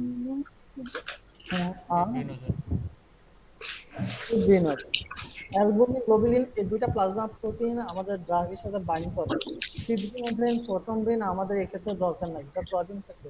আমাদের ড্রাগের সাথে এটা রিলেশন, ড্রাগের সাথে রিলেশন আছে কিছু লিপোপ্রোটিন থাকে ব্লাডে এবং একটা গ্লাইকোপ্রোটিন আছে, এটাকে আলফা গ্লাইকোপ্রোটিন বলে। এই আলফা গ্লাইকোপ্রোটিনগুলো ড্রাগের সাথে বাইন্ড করে।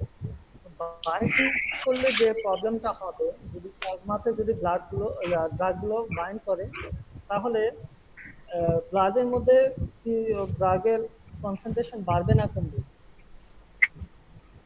বুঝি নাই কোশ্চেনটা। কোশ্চেনটা হচ্ছে যদি ড্রাগগুলো অ্যাবজর্পশন হওয়ার পরে ব্লাডের মধ্যে যে প্রোটিনগুলো আছে, প্লাজমার মধ্যে যে প্রোটিনগুলো আছে, এই প্রোটিনগুলোর সাথে যদি ড্রাগগুলো বাইন্ড হয় তাহলে ব্লাডে ড্রাগের কনসেন্ট্রেশন কি বাড়বে না কমবে? স্যার কমবে। কমে যাবে। কেন বাড়বে? কেন? বাইন্ডিং হচ্ছে না স্যার, নতুন করে বাইন্ডিং হচ্ছে। বাইন্ডিং হলে ফাংশন, হ্যাঁ বাইন্ডিং হলে স্যার কমবে না, কারণ স্যার ওটা ফাংশনিং এ চলে যাবে বাইন্ডিং হওয়ার পরে। যদি ব্লাডের মধ্যে থেকে যে ড্রাগের মধ্যে অ্যাফিনিটি তো থাকবে না। তার আগে নিউক্লিয়াসের আগে নিচে তো একদম মানুষের কথা। ছিল না, তো নতুন করে বাইন্ডিং হচ্ছে, তো বাড়বে না স্যার। যদি কোনো কারণে ব্লাড, আচ্ছা আমরা ব্লাডে কোনো রকমের ড্রাগ নাই, হ্যাঁ আমি স্যার। প্যারাসিটামল দিলাম, প্যারাসিটামল অ্যাবজর্পশন হয়ে ব্লাডে গেল। এখন প্যারাসিটামল যদি কোনো একটা প্রোটিনের সাথে বাইন্ড করে ফেলে, প্যারাসিটামল কিন্তু আর কাজ করতে পারবে না। তাহলে যে জিনিসটা হবে, তখন প্রোটিন ড্রাগ কমপ্লেক্স একটা তৈরি হবে। আমি বুঝতে পারছি। বুঝছি ব্লাডে স্যার। যখন প্লাজমা প্রোটিন যখন ড্রাগের সাথে বাইন্ড করবে, তখন যে জিনিসটা হবে ওটা বাইন্ড করে একটা কমপ্লেক্স তৈরি করবে, যেটা কোনো ফার্মাকোলজিক্যাল অ্যাকশন নাই। তাহলে যে জিনিসটা হবে, ফ্রি ড্রাগের কনসেন্ট্রেশন কমবে। জি স্যার। তোমার কথাটা ঠিক আছে, যে ড্রাগের কিন্তু ফ্রি ড্রাগের কনসেন্ট্রেশন কমে যাবে, আর ফ্রি ড্রাগের কনসেন্ট্রেশন স্যার কত বেজে বেজে আসছে স্যার? বায়োঅ্যাভেলেবিলিটি কি বাড়বে না কমবে, ডিস্ট্রিবিউশন বাড়বে স্যার না কমবে? কত বেজে বেজে আসছে কিছু শুনি নাই। আচ্ছা, বললাম যে যদি কোনো কারণে প্লাজমা প্রোটিন বাইন্ডিং ড্রাগের পরিমাণ বেড়ে যায় এবং ফ্রি ড্রাগের কনসেন্ট্রেশন ব্লাডে কমে যায়, তাহলে কি মানে বায়োঅ্যাভেলেবিলিটি কি বাড়বে না কমবে? কমবে স্যার। হ্যাঁ, কমে যাবে। তো কমে গেলে কি আমাদের টার্গেট ফিল আপ হবে? না স্যার। একটা হ্যাঁ, তাহলে তো হবে না। একটা ড্রাগে 100% চাচ্ছি আমরা, তখন যদি 50% কমে যায় তাহলে তো এটার অ্যাকশন কমে যায়। তো এটা জি স্যার। হচ্ছে ইম্পর্টেন্স, যে কেন আমরা এটা জানা প্রয়োজন কেন। কিন্তু বাউন্ড ড্রাগের একটা সুবিধা আছে, যদি এখানে একটা বলবা যে বাউন্ড ড্রাগ হচ্ছে ইনঅ্যাক্টিভ ড্রাগ, বাউন্ড ড্রাগ হচ্ছে রিজার্ভ ড্রাগ। বাউন্ড ড্রাগ কি? Reserve reserve drug drug. এবং ইনঅ্যাক্টিভ ড্রাগ। এবং এতে যে জিনিসটা হয়, তিনটা বৈশিষ্ট্য আছে বাউন্ড ড্রাগ। বাউন্ড ড্রাগ হচ্ছে কি রিজার্ভ ড্রাগ বা inactive drug. 2 number, no biotransformation, কোনো বায়ো ট্রান্সফরমেশন হয় না। 3 নাম্বার কি? নো এক্সক্রিশন, কোনো এক্সক্রিশন বা বডি থেকে এলিমিনেশনও হয় না। আর অপরদিকে ফ্রি ড্রাগ কি? ফ্রি ড্রাগ হচ্ছে অ্যাক্টিভ ড্রাগ। ফ্রি ড্রাগের বায়ো ট্রান্সফরমেশন হয়, ফ্রি ড্রাগের কি হয়? এলিমিনেশন বা এক্সক্রিশন হয়। স্যার বাউন্ড গুলো ভবিষ্যতে আনবাউন্ড হবে আবার? হ্যাঁ, হতে পারে, নাও হতে পারে। এটা পরে আলোচনা আসবে যে এটা কি হবে না হবে। আরেকটা হচ্ছে সিকুয়েস্ট্রেশন অফ দ্য ড্রাগ। স্যার আসসালামু আমরা আলাইকুম। যখন ড্রাগ দেই, ওয়ালাইকুম আসসালামকে, এটা ফাতেমা। স্যার আচ্ছা, আজকে আর না পড়াইলে হয় না, আরেক অনেক হয়ে ধরনের যাচ্ছে। একটা টার্ম আছে, সিকুয়েস্ট্রেশন অফ দ্য ড্রাগ। কথা হ্যালো বোঝা যাচ্ছে? না স্যার, স্যার আটকে আটকে আসতেছে কথা কথা, স্যার বুঝতে বোঝা পারছেন যাচ্ছে না? না। হ্যালো আটকে আটকে আসতেছে। আচ্ছা, হ্যালো আমি তোমাদের কলেজে নেটের কানেকশন দুর্বল, এক্ষেত্রে আসলে আমাদের করার কিছু নাই। তোমরাও তোমাদের নেটের কানেকশনটাকে স্ট্রং করার চেষ্টা করো। দুই পক্ষ যে কোনো এক পক্ষে প্রবলেম হলে প্রবলেম মানে সমস্যা হবে। হ্যালো ওকে, শুনতে পাচ্ছ? স্যার আসসালামু আলাইকুম। ওয়ালাইকুম আসসালাম, শোনা যাচ্ছে এখন? জি স্যার, স্যার একটা কথা ছিল। হ্যাঁ, বলো। স্যার আজকে আর না পড়াইলে হয় না, স্যার অনেক হয়ে যাচ্ছে। অনেক হলো কিভাবে? আমি তো নতুন কোনো ইনফরমেশন তোমাদেরকে দেইনি, সব তো পুরানো ইনফরমেশন করলাম। স্যার অনেকগুলো টপিক হয়ে যাচ্ছে ওই জন্য। নতুন সাবজেক্ট তো আরো স্যার স্যার এগুলো মাথায় ঢুকতেছে না, থার্ড ইয়ার এখন আমরা ফার্স্ট ইয়ারই দেখতে পারতেছি না। আচ্ছা, তাহলে আমি শেষ করব। অল্প অল্প সামান্য একটা টপিক আছে, এই টপিকটা তোমাদের বায়ো ট্রান্সফরমেশন নিয়ে কিছু কথাবার্তা আছে, এই কথাবার্তাগুলো বলে খুব অল্প সময়ের মধ্যে শেষ করে দেবো, ঠিক আছে? তোমাদের তো ক্লাস 12টা না 15-20 মিনিটের তো ধৈর্য ধরো ইনশাল্লাহ। এর মধ্যে তোমাদের কোনো না বোঝার থাকলে আমাকে বলতে পারো।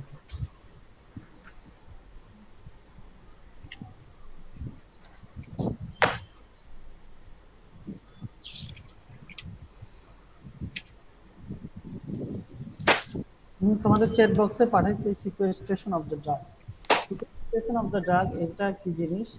এটা হচ্ছে একটা ড্রাগ যখন ব্লাডে যায়, ব্লাডের যাওয়ার পরে ডিস্ট্রিবিউশন হয়ে বডির সব জায়গায় পৌঁছায়, কিন্তু কিছু কিছু ড্রাগের বডির কিছু কিছু জায়গার প্রতি একটা স্পেশাল অ্যাফিনিটি বা অ্যাট্রাকশন বা অ্যাফেকশন থাকে, তখন সে জায়গাটাতে কি জমা হয়। কিছু ড্রাগ আছে যেগুলো ব্রেইনে জমা হয়, হ্যাঁ তুমি ব্লাডে দিলা কিন্তু ও সবসময় ব্রেনে গিয়ে বেশি করে কনসেন্ট্রেশন হয়ে জমা থাকবে। কিছু আছে চোখে গিয়ে জমা হয়ে থাকে, তো রেটিনার মধ্যে গিয়ে জমা হয়ে থাকে। তো এটাকে বলা হয় সিকুয়েস্ট্রেশন অফ দ্য ড্রাগ। এটা দিলে প্রবলেমটা কোথায়? সেক্ষেত্রে কোনো স্পেসিফিক একটা ড্রাগ বডির কোনো একটা স্পেসিফিক অর্গানে গিয়ে যদি বেশি করে জমা হতে থাকে, ওই ড্রাগটা যদি সে কন্টিনিউয়াসলি অনেকদিন ধরে ব্যবহার করে, তাহলে যেটা হবে তার রেটিনাতে যদি জমা হয়, রেটিনাতে জমা হতে হতে হতে রেটিনা ইনজুরি হয়ে একসময় তার ভিশনটা চলে যাবে, চোখে দেখবে না।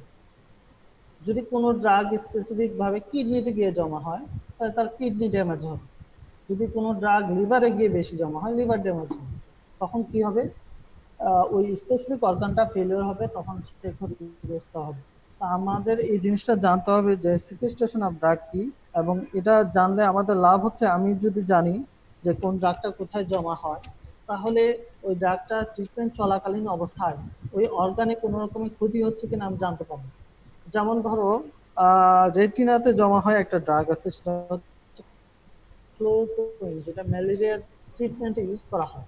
যদি ক্লোরোকুইন দেই আমি, এখান থেকে রেটিনাতে জমা হয়, রেটিনাতে জমা হওয়ার কারণে কালার ব্লাইন্ডনেস হতে পারে। তো সেক্ষেত্রে আমি যখন ম্যালেরিয়া ট্রিটমেন্টে তাকে ওষুধগুলো দিব, আমার টার্গেট থাকবে তাকে চেক আপ করার, যে তার ভিশনটা অলওয়েজ চেক করা, সে চোখে ঠিক মতো দেখতেছে কিনা, সে সবসময় কালারগুলো চিনতে পারতেছে কিনা। যখন ফলো আপে আসবে তাকে এটা চেক করতে হবে। তাহলে যদি দেখি যে তার চোখে কোনো প্রবলেম হচ্ছে, সাথে সাথে ওষুধটা বন্ধ করে দিতে হবে। এটার জন্য এই সিকুয়েস্ট্রেশন অফ দ্য ড্রাগ, এই জিনিসটা জানাটা জরুরি। এবার আমরা লাস্ট টপিক বলতে পারো আজকে বায়ো ট্রান্সফরমেশন। এটা পরে ক্লাস শেষ ইনশাআল্লাহ। ঠিক আছে, bio transformation of the drug এটা কি? কে বলবে? মাহমুদুল হাসান। মাহমুদুল হাসান। জি স্যার। বায়ো ট্রান্সফরমেশন কি? স্যার এটা পড়িনি আমি স্যার। স্যার পড়াইছিল? স্যার ফার্মাকাইনেটিক্স এর মধ্যে স্যার অ্যাবজর্পশন পর্যন্ত পড়ে স্যার। সাবিনা। আচ্ছা,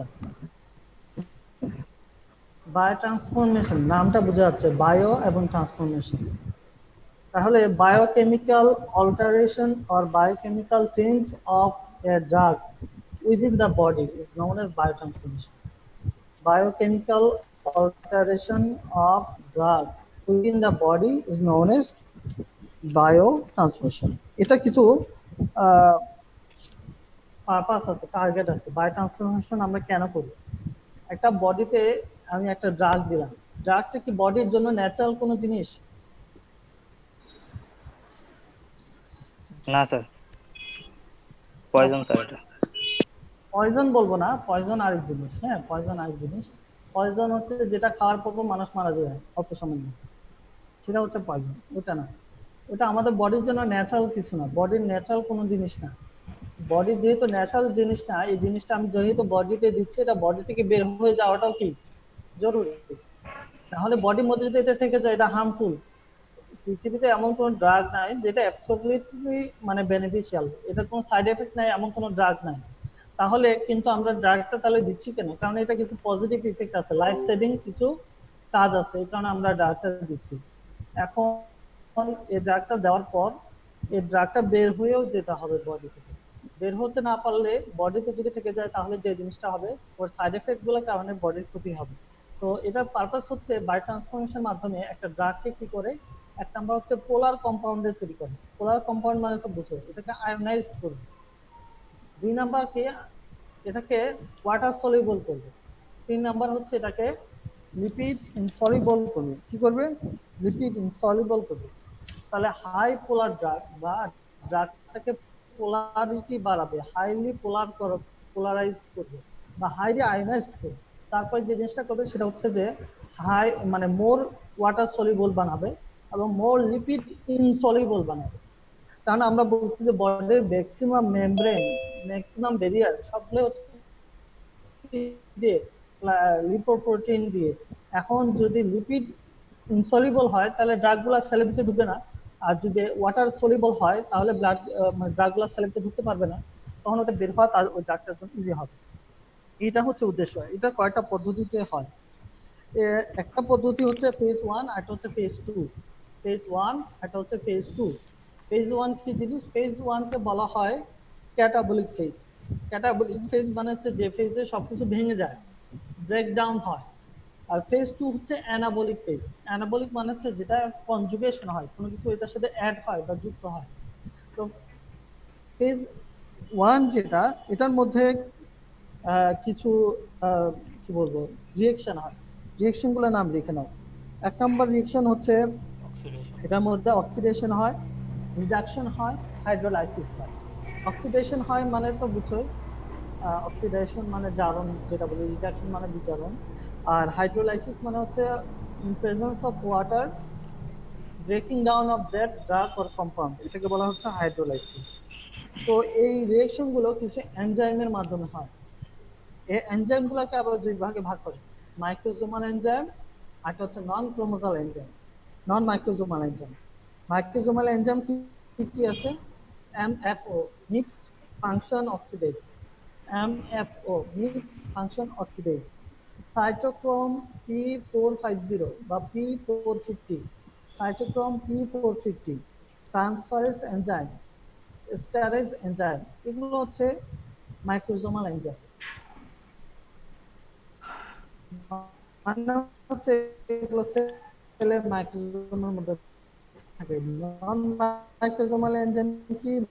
মোনোঅ্যামাইন অক্সিডেজ, খুবই ইম্পর্টেন্ট একটা এনজাইম, তোমরা কিছুদিন পরেই পড়বা। অ্যালকোহল ডিহাইড্রেশন এনার্স্টারিজ কোন রিঅ্যাকশন গুলো? অক্সিডেশন, রিডাকশন, হাইড্রোলাইসিস, এই এনজাইমগুলো এই রিঅ্যাকশনগুলো তৈরি করে, মানে ঘটাতে সাহায্য করে। ফেজ 2, ফেজ 2 এর মধ্যে কিছু রিঅ্যাকশন হয়, এটাকে আমরা বলি হচ্ছে কনজুগেশন, মানে হচ্ছে এটার সাথে অ্যাড হবে। যেমন হচ্ছে অ্যাসিটাইলেশন, মিথাইলেশন। অর্থাৎ কোনো ড্রাগের সাথে যদি মিথাইল গ্রুপ অ্যাড হয় তাহলে এটাকে বলবো মিথাইলেশন। কোনো ড্রাগের সাথে যদি অ্যাসিটাইল গ্রুপ যোগ হয় তাহলে সেটাকে বলবো অ্যাসিটাইলেশন, গ্লুকুরোনাইজেশন। তো হচ্ছে ফেজ 2 এর প্রসিডিওরগুলো। এটার মধ্যে কিছু এনজাইম কাজ করে। অ্যাসিটাইলেশন হতে হলে অ্যাসিটাইল ট্রান্সফারেজ লাগবে, মিথাইলেশন হতে হলে মিথাইল ট্রান্সফারেজ লাগবে, গ্লাইসিন কনজুগেশনের জন্য গ্লাইসিন ট্রান্সফারেজ লাগবে। এই এনজাইমগুলো এই রিঅ্যাকশনগুলো করতে সাহায্য করে। এবং এই রিঅ্যাকশনগুলোর পর যে জিনিসটা হয়, ড্রাগগুলো কি হয়, তোমার হাইলি পোলার হয়, ওয়াটার ইনসলিবল হয়, এবং লিপিড ইনসলিবল, ওয়াটার সলিবল হয়, লিপিড ইনসলিবল হয়। ফলে ড্রাগগুলো খুব দ্রুত বের হয়ে যেতে পারে। তাহলে আমরা যদি একটা কি বলবো, একটা ফ্লো চার্টের মতো চিন্তা করি, drug route of administration, drug administration হলো, ড্রাগ অ্যাবজর্পশন হলো, ডিস্ট্রিবিউশন হলো, ডিস্ট্রিবিউশন হওয়ার পরে বায়ো ট্রান্সফরমেশন হবে, বায়ো ট্রান্সফরমেশন হওয়ার পর ইলিমিনেশন হবে। তো প্রত্যেকটা ড্রাগকে ফেজ 1 এবং ফেজ 2 এই দুইটা স্টেপ ক্রস করে তাদেরকে যেতে হয়। কিন্তু কিছু ড্রাগ আছে যাদের এই বায়ো ট্রান্সফরমেশনের কোনো ধাপ ক্রস করতে হয় না, অর্থাৎ ফেজ 1 ফেজ 2 কোনোটাতে যেতে হয় না। এই ড্রাগগুলোর নাম কি? এই ড্রাগগুলোর নাম লিখে নাও তোমরা, যে দুইটা ড্রাগ আছে যে দুইটা ড্রাগের কোনো মেটাবলিজম হওয়ার প্রয়োজন হয় না।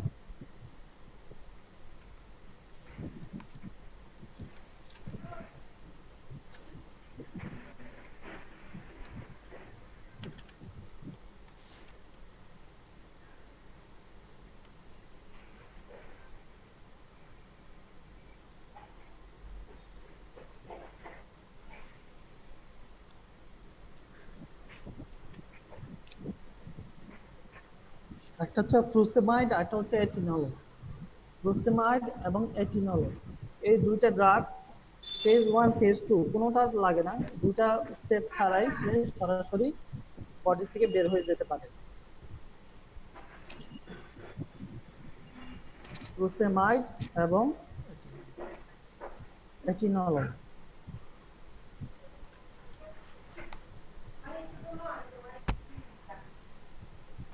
আর দুইটা ড্রাগ আছে, যে দুইটা ড্রাগ ফেজ 1 এ যায় না, সরাসরি ফেজ 2 তে চলে যায়। ফেজ 1 আমরা বলছি প্রত্যেকটা ড্রাগ ফেজ 1 ফেজ 2 পার হয়ে তারপরে এলিমিনেশন হবে, কিন্তু কিছু ড্রাগ আছে যে ড্রাগগুলো সরাসরি ফেজ 1 থেকে ফেজ 1 এ যায় না, সরাসরি ফেজ 2 তে চলে যায়। এই দুইটা ড্রাগ হচ্ছে আইসোনিয়াজাইড এবং সালফোনামাইড। আইসোনিয়াজাইড এবং সালফোনামাইড।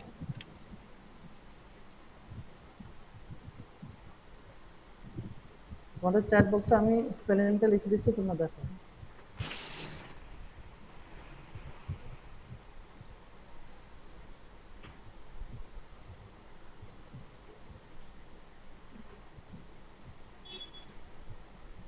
এই দুইটা ড্রাগ আইসোনিয়াজাইড এবং সালফোনামাইড সরাসরি ফেজ 1 ক্রস অ্যাভয়েড করে সরাসরি ফেজ 2 তে চলে যায়।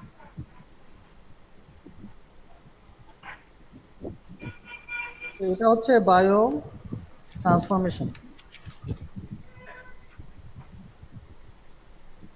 আরেকটা হচ্ছে এলিমিনেশন বা এক্সক্রিশন, ড্রাগ বের হয়ে যাওয়া। এটা তিনটা ফেজ আছে। একটা হচ্ছে glomerular filtration, glomerular filtration, active tubular secretion, passive reabsorption. Glomerular filtration, active tubular secretion, passive reabsorption. এই তিনটা ধাপে ড্রাগগুলো এক্সক্রিশন হয়। আরেকটা জিনিস বললেই এটা বলে শেষ করবো ইনশাআল্লাহ, সেটা হচ্ছে যে প্রত্যেকটা ড্রাগের আমরা বলছিলাম যে প্রত্যেকটা ড্রাগের হয় উইক অ্যাসিড হতে হয় অথবা তারা উইক বেস হয়। এখন একটা জিনিস জানো যে কোনো ড্রাগ যদি আয়োনাইজড হয় সেটা লিপিড ইনসলিবল হবে, এবং লিপিড ইনসলিবল হওয়ার কারণে ওই ড্রাগটা অ্যাবজর্পশন কম হবে। তো আমি যদি চাই কোনো ড্রাগ বডিতে অ্যাবজর্পশন না হয়ে সরাসরি এলিমিনেশন হবে, তাহলে আমি চাইবো যে ওই ড্রাগটাকে আয়োনাইজ করতে। এখন যদি কোনো ড্রাগকে অ্যাসিডিক মিডিয়াতে, তোমরা কি আসো? জাহিন ইসলাম, জাহিন ইসলাম, ইয়েস স্যার। রোকেয়া স্যার আসি স্যার। আচ্ছা, আমি বরং একটা কাজ করি, তোমাদের অ্যাটেন্ডেন্সটা নিয়ে নিই।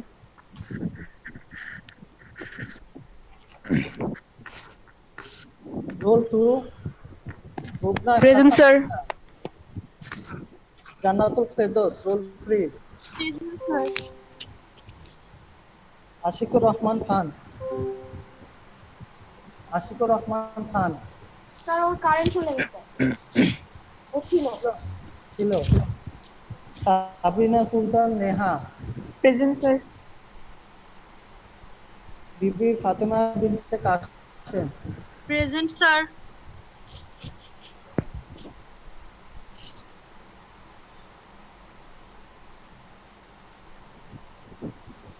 নাফতাহিল Ismam. Present, sir. Naftahil Ismam. Roll 7 Present, sir. Present, sir. Hi Naftahil Ismam. Present, sir. Ayesha Siddika. Ayesha, হ্যাঁ শুনতে পাচ্ছি তো। আয়েশা সিদ্দিকা কই? স্যার ও কক্সবাজারে তো ওর নেটওয়ার্কের আয়েশা প্রবলেম। সিদ্দিকা ক্লাসে ছিল? হ্যাঁ ইয়েস স্যার ও ছিল, অনেকবার আসছে। রোল 10। রোল 10 স্যার ছিল স্যার ক্লাসে। মায়া। স্যার মাত্র কারেন্ট গেছে, ও মাত্র কারেন্ট গেছে, ও এতক্ষণ পুরো ছিল। কেমনে বুঝবো আমি? Insan. Yes sir. Sumaiya Bint Wahid. Sir ওরও প্রবলেম, কারেন্ট আছে। তুমি জানো কিভাবে? স্যার আমাদেরকে স্যার বলছে, আমাকে চ্যাটে বলছে, বলে চ্যাটে বলছে। সাবিনা বিনতে হাশেম। স্যার এই তো এখানে আছে স্যার। স্যার ও রেসপন্স করতে পারতেছে না। রেসপন্স করতেছে, এই তো আছে স্যার। ভিডিও অন করছে sir. Present sir. Asif Mohammad Bin Alam. Yes sir. Fatema Binte Jafar. Present sir. Mohammad Khalidur Rahman Rafi. Sir. Khalidur Rahman Rafi. Present, sir. Present, sir. Sir present দিছি স্যার ও আছে sir Mohammad Rafi. Sadia Akter. Present, sir. Rasheda Sultana Shipa. Present, sir. Asfarul Bari. Present sir. Aiman Ulfat Yes, Tasnim. sir. Sabrina Alam. Present, sir. Sir, 22. Maliha Tarannum. Present, sir. Mahmudul Hasan. Yes sir. Shamsun Nahar ফাইজা। Sir ও ছিল sir. কিভাবে বুঝবো ছিল? Sir ও অনেকবার আসছে। শামসুন নাহার ফাইজা এখন নাই। স্যার ও গ্রামে তো স্যার বারবার ডিসকানেক্ট হয়ে যাচ্ছে। ওকে Akter. Present, sir. Sajidul Islam Chowdhury. Sir ওর মোবাইল অফ হয়ে গেছে চার্জ শেষ হয়ে গেছে স্যার। ফানুল ইসলাম ফাহিম। এ ছিল তো ফাহিম তো ছিল তাই। স্যার ও ছিল স্যার, ডিসকানেক্ট হয়ে গেছে। ও ছিল স্যার। আয়শা ফারজানা হক সেফি। ও নেই। নাই sir absent sir. Amima Batul. Present, sir. Mirza Tahmina. Present, sir. Mirza Tahmina কোথায়? Present, sir. আচ্ছা। Maisha Ibnat. Present sir. Sanjida Afrin. Sanjida Afrin. Absent sir. Present, sir. তো বড়া সানজিদা আফরিন কেমনে প্রেজেন্ট? কে প্রেজেন্ট দিছে? স্যার রুল 34 প্রেজেন্ট দিছে স্যার। আব্দুল্লাহ আল সায়েম। Sir. তোমার নাম চেঞ্জ করে ফেলবা। Roll 9 Yes, sir. আগে বেঁচে roll 9। Yes, sir. Sanjida Jahan. Present, sir. Mohammad Adil Hossain. Yes, sir. Present, sir. M Joynul Islam. Yes, sir. Hi M Joynul Islam. Yes, sir. Mohammad Abdullah. Yes, sir. Akiluddin. Yes, sir.